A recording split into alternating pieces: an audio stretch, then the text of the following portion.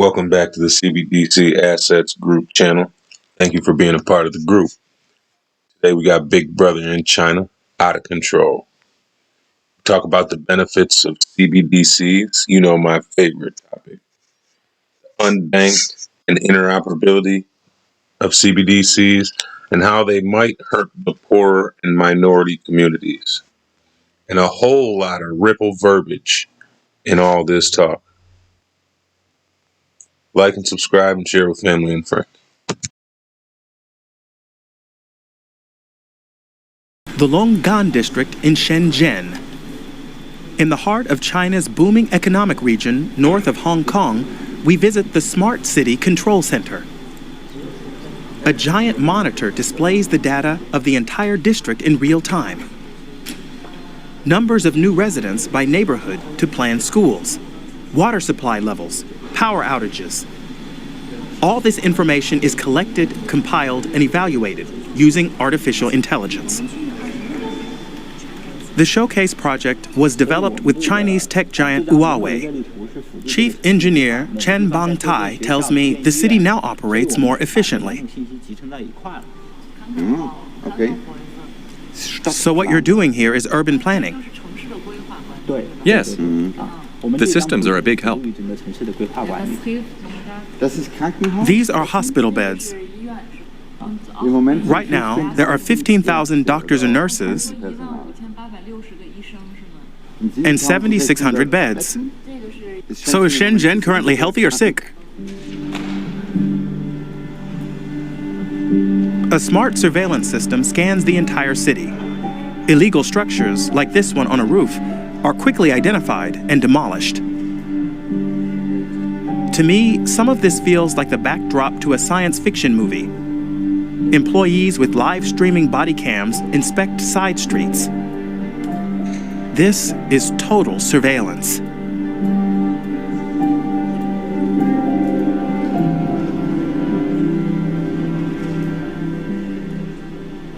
Chen shows me how cameras installed in restaurant kitchens even keep tabs on cleanliness. But doesn't the chef mind being monitored all the time? The system logs all the people who view the images. Anyone who looks at them without permission is punished. Total transparency for the purpose of progress. Chen says residents of Longgang District approve. The first known examples of paper money were developed in China over 1,000 years ago. And today, China is disrupting money again by being the first major economy to develop and deploy its own digital currency. And the world seems ready for it, as services like Venmo, Apple Pay, and cryptocurrencies like Bitcoin have prepped us for virtual transactions. But the digital yuan is different. It doesn't rely on physical money. It's just computer code. The digital yuan has rolled out quite fast. In some cases, like in Shanghai, for example, there's a shopping mall and there are a couple of locations like a shopping mall or the subway where the digital yuan will be used. It's called a central bank digital currency, or CBDC, and China is not alone in its ambitions to digitize money. Over 80% of the world's central banks are now exploring this, and very few have made the decision to go ahead. A CBDC is almost an amalgamation of a cryptocurrency and a standard currency. It's all digital, but it is created and controlled by a government and/or a central bank. CBDC is fundamentally pretty simple. It's another form of money like the money we have today, but there still is a lot to figure out about exactly how it should work. First of all, we're not exactly sure how it's going to be distributed, how people will hold it, whether it will require them to have a bank account, for example. And we're still figuring out things like how we can make a CBDC work offline and how we can protect people's privacy to make sure that we aren't keeping a record of everyone's transactions somewhere. The US dollar remains the world's de facto monetary reserve. But with so many countries like China going full speed ahead to develop CBDCs for themselves, the US dollar faces a challenge. Either follow the trend, find a better solution, or risk losing its place in the world economy. This is the single most important move on the global chessboard in the last 20 years, is how the United States and its allies interfaces or doesn't interface with the Chinese central bank digital currency.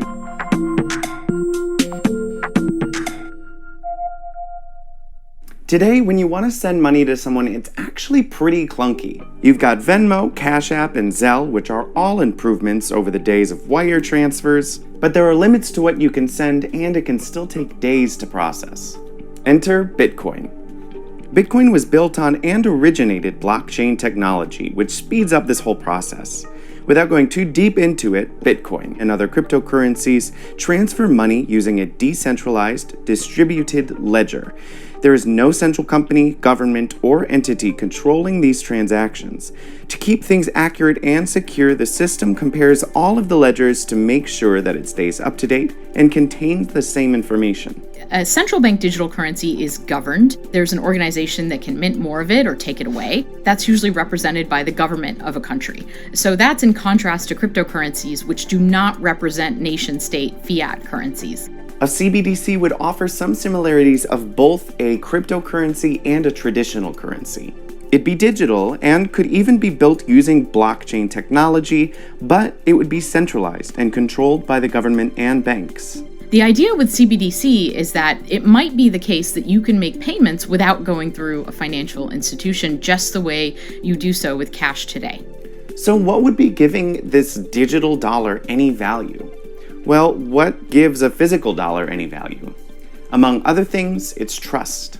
If people trust money, they'll use it. It doesn't really matter if it has a physical backing. It's still worth $1 because you can turn it in for $1 worth of something else, and everybody accepts it. Right now, 67 countries are researching, developing, or have a pilot program for a CBDC.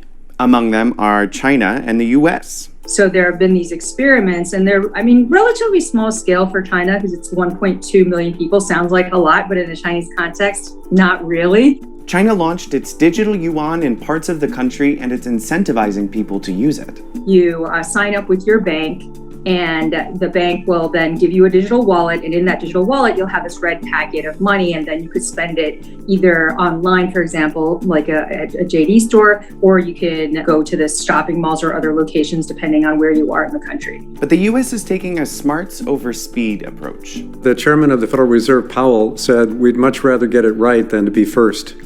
Some people are speculating that the US dollar could lose its supremacy in the world economy because of China and the digital yuan. I believe the digital yuan is the largest threat to the West that we've faced in the last 30, 40 years.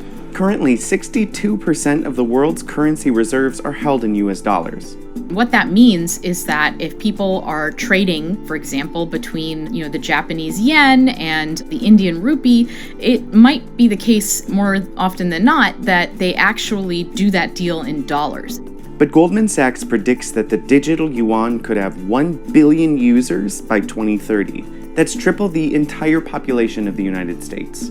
So it certainly might be the case that if there's a digital currency in another currency, not the dollar, and people really like using it, they might start using that currency more, and they might decide to keep some of their holdings in that currency. But that's just one pillar on what makes the dollar the world's reserve currency. So there's still a lot of other factors in that. But it's still not really known whether a CBDC is the right thing for the United States. So let's take a look at some pros and cons. We'll start with some of the benefits that a CBDC could offer the United States: sustainability, speed, convenience, and access. Concerns over Bitcoin and its power consumption have put cryptocurrencies, even the ones with less power requirements, in a bad light.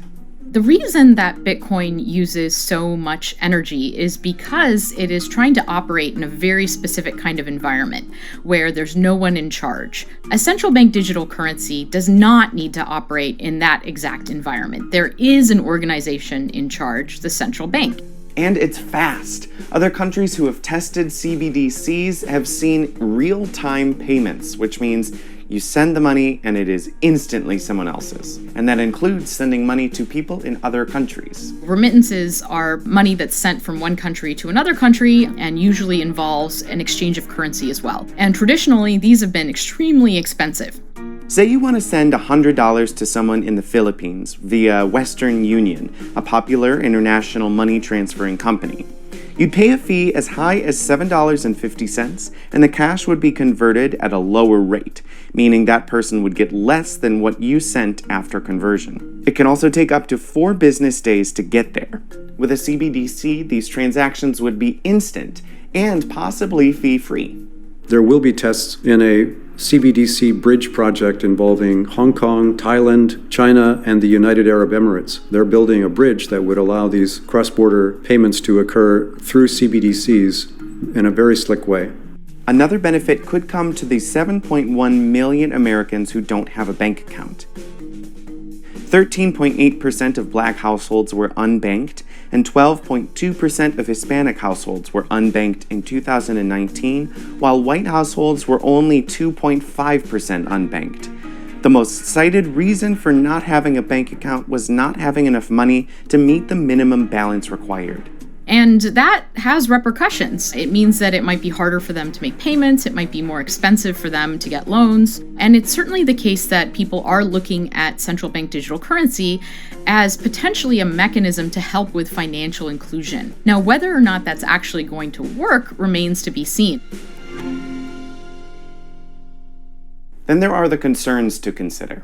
We have trust, privacy, innovation, and again, access. The second most cited reason for 7.1 million Americans not having bank accounts comes down to trust. More than a third of those unbanked Americans don't trust banks. For the folks developing a CBDC in the United States, that's a key driver behind the project.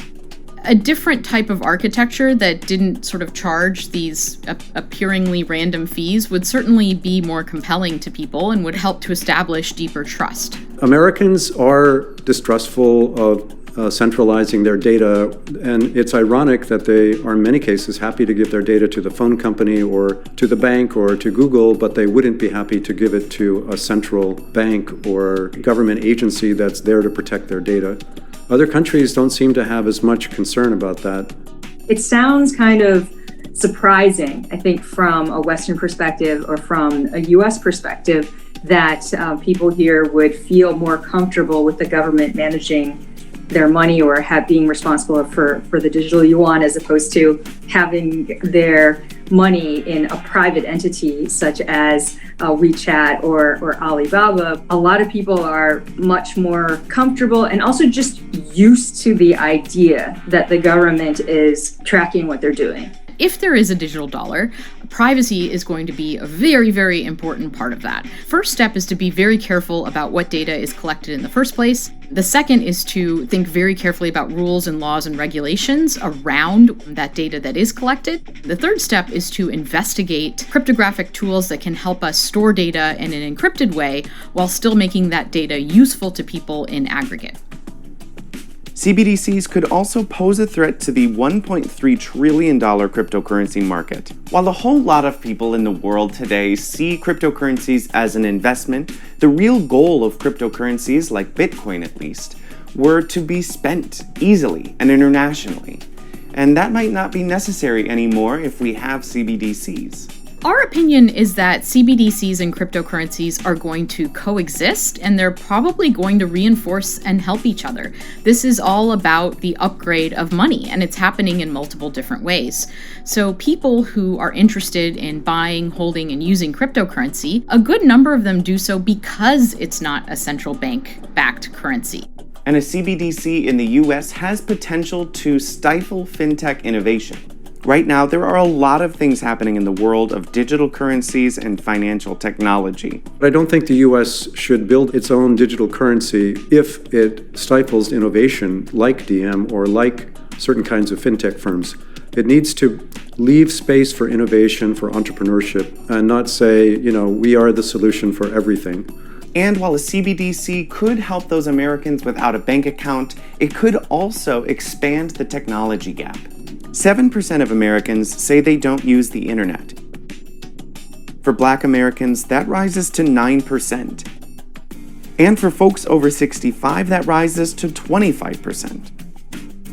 Only 85% of Americans say they have a smartphone, That's even less, 83% for Black Americans. And Americans with a disability are 3 times as likely as those without a disability to say they never go online. So switching our financial system to an entirely digital one could have some negative impacts for already underserved communities. A central bank digital currency would likely have the effect of reducing the use of paper money. And the unbanked, of course, are relying heavily on paper money. If you make paper money so unpopular that it starts to be difficult to spend, then that could actually harm the situation of some unbanked people unless you have a solution that reaches well into that 7.1 million household group of people that are currently unbanked. A system where we don't use physical money anymore is not hard to imagine and might be in our near future. But the route we take to get to that future is likely to look very different from China. There are some estimates that China could be completely digitized within the next 5 years. So that is really quick. Most of the work that we're doing assumes that CBDC will coexist with physical cash, and that users will still be able to use physical cash if they want to. Now, the fact of the matter is that a lot of the world is moving into the digital realm, and it's probably the case that the use of physical cash is going to decline in the future if more and more moves online. A CBDC does not get a unanimous vote of confidence in the United States. There are other options. Stablecoins, for instance, like Tether, USDC, and the upcoming Diem are cryptocurrencies linked to the price of a dollar. In general, the U.S. payment system is behind. Whether you use a new central bank digital currency, whether you use a private stablecoin, whether you allow fintech firms to play a bigger role.